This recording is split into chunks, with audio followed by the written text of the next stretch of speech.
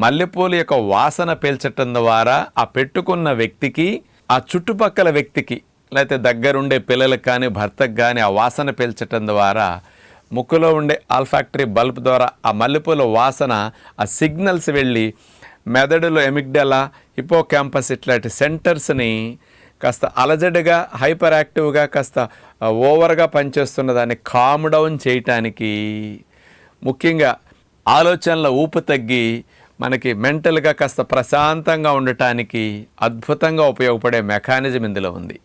ఈ మల్లెపూలలో జాస్మోన్ అనే chemical compound ఉంటుంది. ఇదేం చేస్తుందో తెలుసండి, డోపమిన్ అనే హ్యాపీ హార్మోన్ని, సెరటోనిన్ అనే హ్యాపీ హార్మోన్ ప్రొడక్షన్ని వాసన పీల్చినప్పుడు ఇంటర్నల్గా పెంచుతుందంట.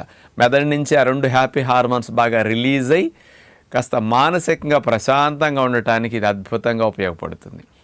మరి చాలామందికి మెనోపాజ్